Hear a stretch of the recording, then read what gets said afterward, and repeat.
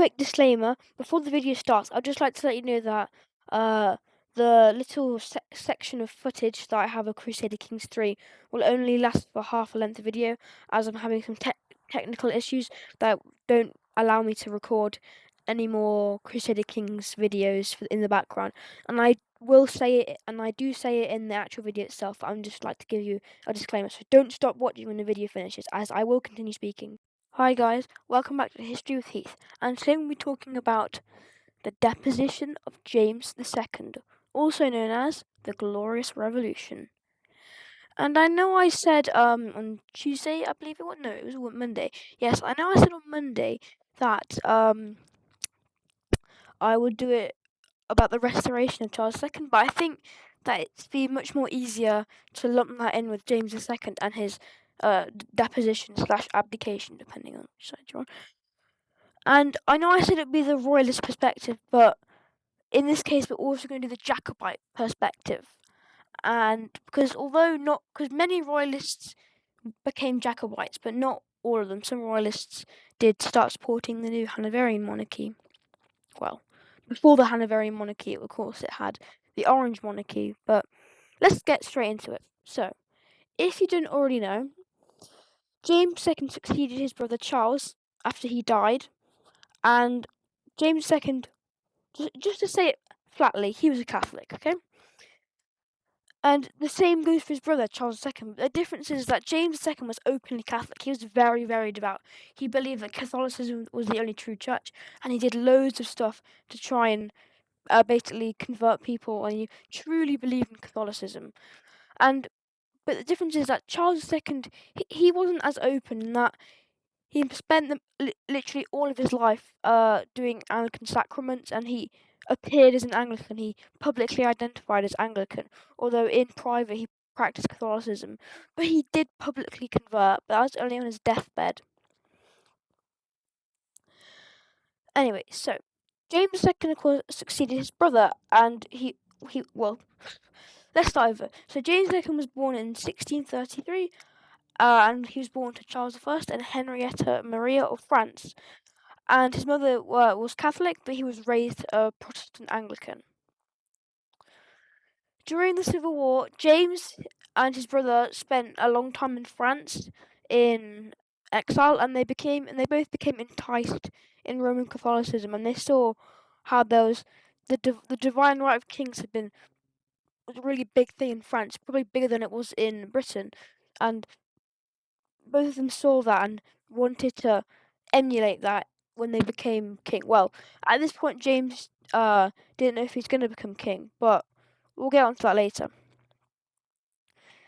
Anyway, so eventually James converts to Roman Catholicism, and Charles also converts to Roman Catholicism, although he didn't do it publicly.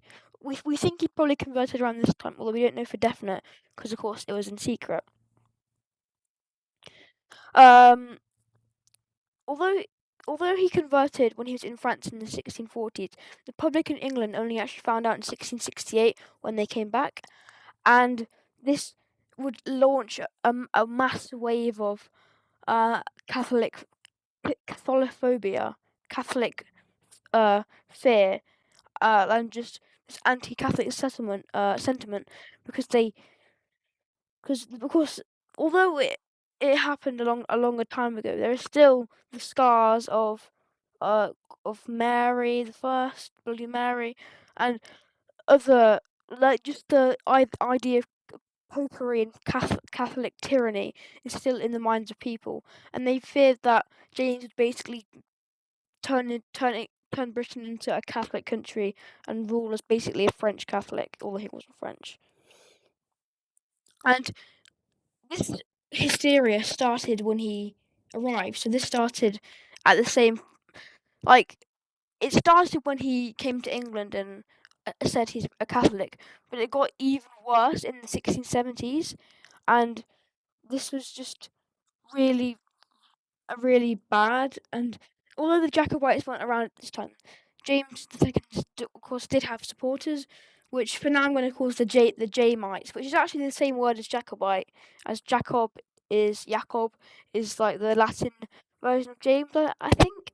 Anyway, so the Jamesites, who are basically the royalists, basically say, well, not lot, some of them are Catholic, but the ones who are Anglican say, we don't like he's Catholic, we don't like the fact that he's Catholic, but he's still the successor of Charles, and we need to respect that, and we need to uphold him as king. We can't just kick him out because he's Catholic. And this got even worse when Titus Oates spoke of the Popish plot, which was just made things even worse because the Popish plot said that the French can invade and make everyone Catholic, and this just got really bad. And then from the period from around 1679 to 1683, there was this exclusion crisis where the Whigs, who were a political party, they tried to exclude James from the succession because of his faith. And of course, the Jamesites see this as a direct assault on the ancient constitution, because of course, even today, Catholics are still banned from succession.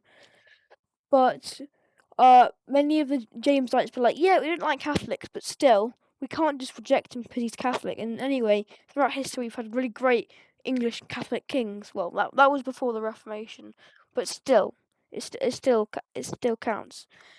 And although the Whigs tried it, they eventually failed, and James, of course, is still in the succession.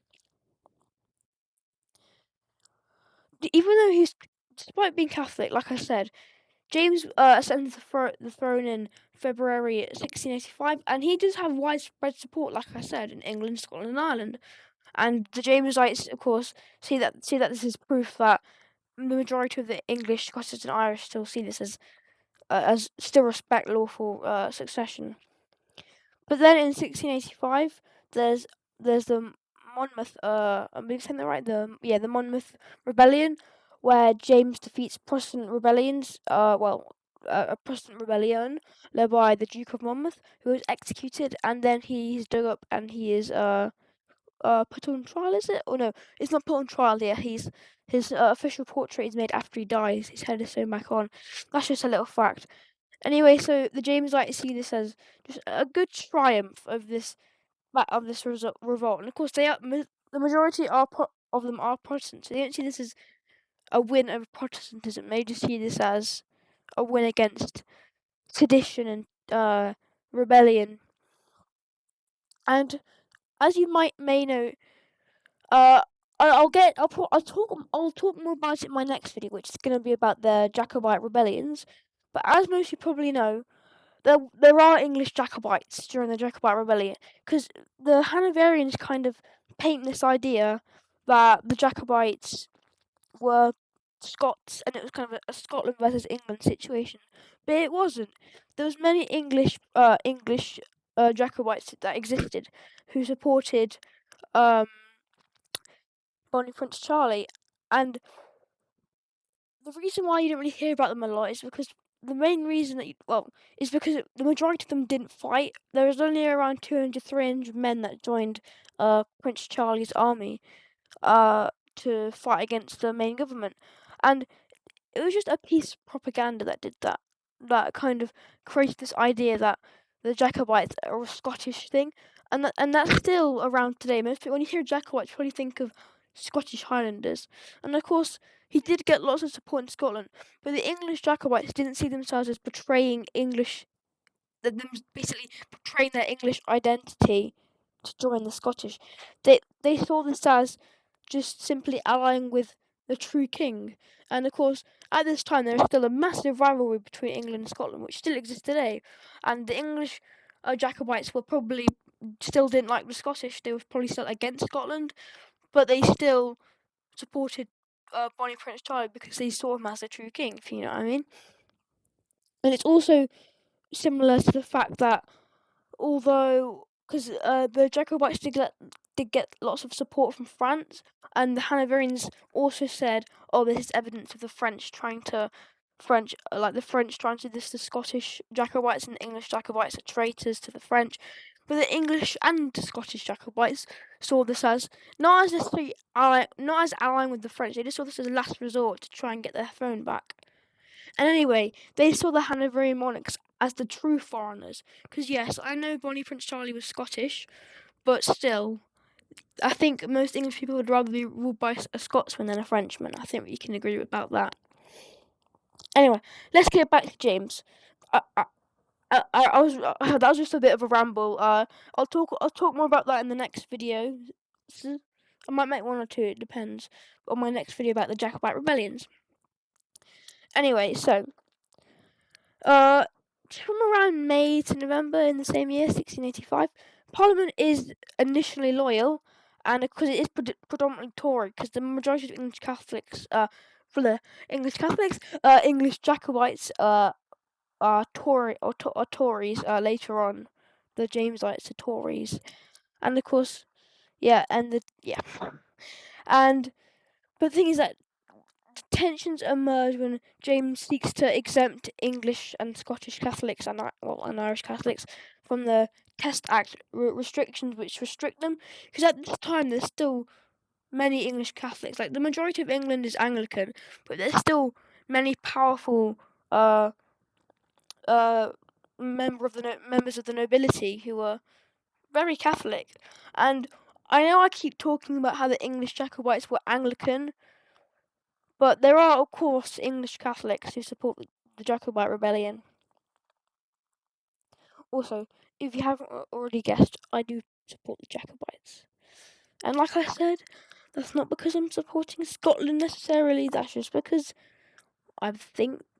I don't want to overthrow the current king. No. I just think that at the time it was bad and that the Stuarts were the true house. Anyway, so Parliament is, of course, initially loyal, like I said, but when he tries to exempt Catholics from the Test Act restrictions, Parliament see this as overstep.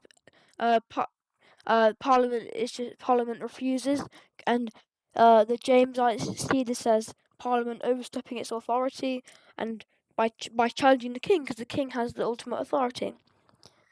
Anyway, so in 1686, James uses royal dispensations to place Catholics in very prominent military and civil positions, which of course this makes things even worse because Anglicans fear that, well, not all Anglicans, but the Anglicans against him fear that this is a move to try and make Catholicism the main religion in Britain once again. And the Jamesites say that this is just the king's allowed to do this. Yes, he might be Catholic. Yes, we don't like Catholics, but he's allowed to do that. That's kind of what they're saying. And then in 1687 it gets even worse because he makes the Declaration of Indulgence, which suspends the penal laws against Catholics and nonconformists. And some hardliner Protestants actually support this, but many Anglicans do see this as a threat to the Church of England. And the Jamesites say that James isn't going against Anglicanism. He's actually showing tolerance. He's being very, very modern by tolerating Catholics. And then from 1687 to 1688, James tries to basically reform Parliament, so they won't repeal.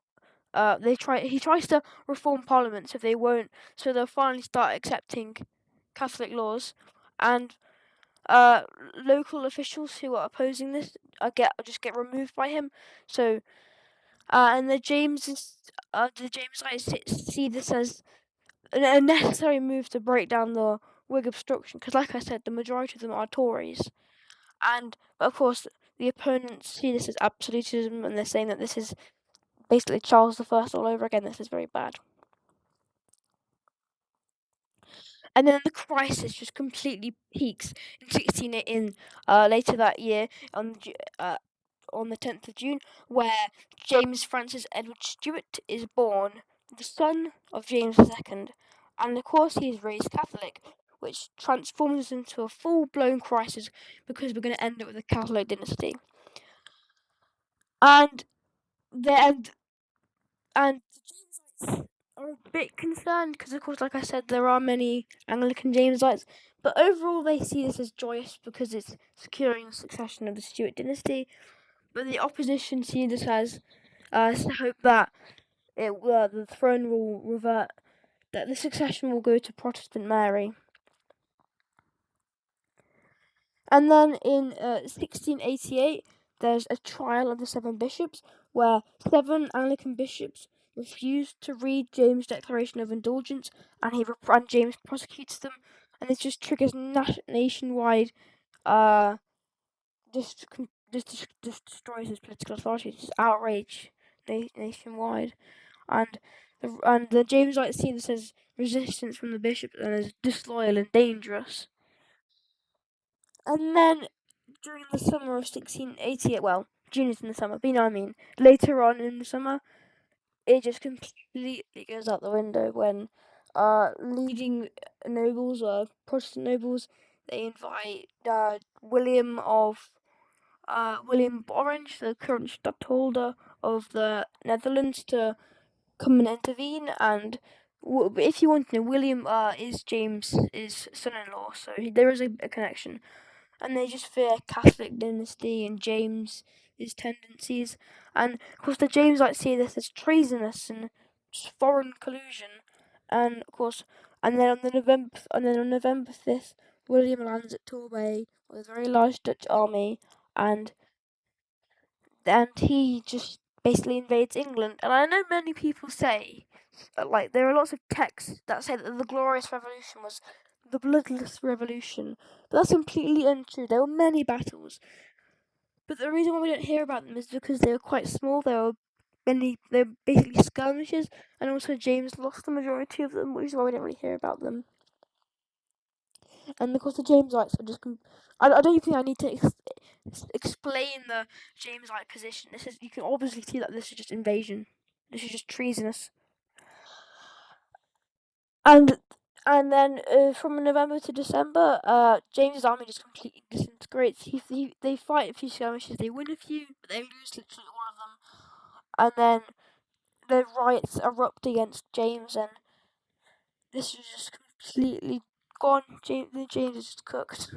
And then the proper deposition begins from around December, where James flees London, and he actually attempts to flee twice. The first time he is captured by, is it fishermen? It's fishermen, isn't it? Yes, fishermen. But they mistake him for a Jesuit priest, and they let him go, and then he escapes again, and he escapes to France, and then his departure is interpreted by Parliament as abdication. But of course, the Jamesites say that is not abdication. The king never said once, "I'm not king anymore." He simply fled. And then Parliament declares that. Then in January of 1689, Parliament declares that James is abdicated, and now William and Mary will be crowned as joint monarchs, as William III and Mary II. And of course, the Jamesites are just like, "What? This is a coup. This is a usurpers. This is completely against this." And then closer to the end of the year in June, Scotland also declares James deposed, and it's quite funny because of course eventually Scotland will become the backbone of Jacobite resistance. Then from 1689 to 1701, which is when he dies, James II lives in France under the protection of Louis XIV until his death in 1701. And of course, eventually the Jacobites rebel and they fail. Anyway, so that was a little 20-minute video. I'll make a third video about the Jacobites, maybe a fourth. And I'd just like to apologise because I'm not a professional video maker. I don't have a script, so I understand that sometimes it might sound like I'm rambling. That's literally just because I'm speaking as I go. Anyway, thanks for watching. Tune in next time. Bye bye.